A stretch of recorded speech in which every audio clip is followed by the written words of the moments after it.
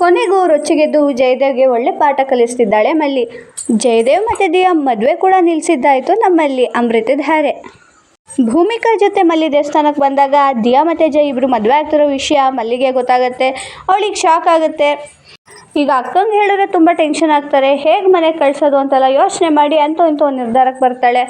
ಹೋಗಿ ಭೂಮಿಕಾ ಹತ್ರ, ಅಕ್ಕರೇ ನೀವು ಇಲ್ಲೇ ಕೂತಿರಿ, ನಾನು ಒಂದು ರೌಂಡು ಈ ಸುತ್ತಮುತ್ತಲು ಜಾಗ ಎಲ್ಲ ನೋಡ್ಕೊಂಬಂದ್ಬಿಡ್ತೀನಿ, ತುಂಬ ಚೆನ್ನಾಗಿದೆ ಅಂತ ಹೇಳ್ತಾಳೆ. ನನ್ನ ಕೈಲಿ ಏನು ಕಾಯೋಕ್ಕಾಗೋದಿಲ್ಲ, ನಾನು ಮನೆಗೆ ಹೋಗಿರ್ತೀನಿ, ನೀನೆಲ್ಲ ನೋಡ್ಕೊಂಬಿಟ್ಟು ಬಾ ಅಂತ ಭೂಮಿಕಾ ಸೀದಾ ಮನೆಗೆ ಹೋಗ್ತಾಳೆ. ಇದಾದಮೇಲೆ ಈಗ ಮಲ್ಲಿ ಸೀದಾ ಹೆಂಗೋ ಅಕ್ಕನ ಕಳಿಸಿದ್ದಾಯಿತು ಅಂದ್ಬಿಟ್ಟು ಈಗ ಒಂದು ಪ್ಲ್ಯಾನ್ನ ಮಾಡ್ತಾ ಇದ್ದಾಳೆ. ಜಯದೇವ್ ದಿಯಾಗೆ ಅಲ್ಲಿ ಮಲ್ಲಿ ಬಂದು ನಿಂತಿರೋ ವಿಚಾರನೇ ಗೊತ್ತಿಲ್ಲ. ಭೂಮಿಕಾಗೂ ಅಷ್ಟೇ ಇದು ಯಾವ್ದು ವಿಷಯನೂ ಗೊತ್ತಾಗದೇ ಇರೋ ಥರ ಮಲ್ಲಿ ಮೇಂಟೈನ್ ಮಾಡಿದ್ದಾಳೆ. ಈಗ ಮಲ್ಲಿ ಸೀಕ್ರೆಟಾಗಿ ಯಾರಿಗೋ ಕಾಲ್ ಮಾಡ್ತಾ ಇದ್ದಾಳೆ.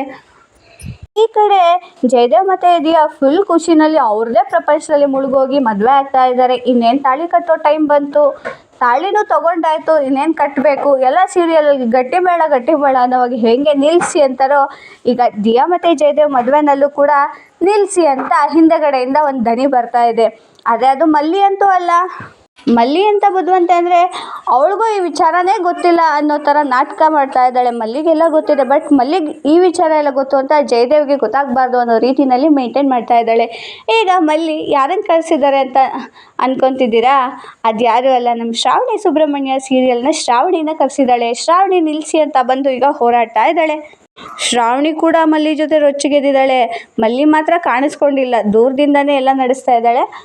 ನಡೆಸ್ಕೊಡ್ತಿರೋದು ಇಲ್ಲಿ ಶ್ರಾವಣಿ. ಏನಾಗುತ್ತೆ ಅನ್ನೋದನ್ನು ನೆಕ್ಸ್ಟ್ ವೀಡಿಯೋದಲ್ಲಿ ನೋಡೋಣ. ಮದುವೆನಂತೂ ನಿಲ್ಲಿಸಿದ್ದಾಯಿತು, ಜಯದೇವ್ ದಿಯಾ ಮದುವೆ ಅಂತೂ ಆಗೋದಿಲ್ಲ ಅನ್ನೋದು ಕನ್ಫರ್ಮ್ ಆಯಿತು.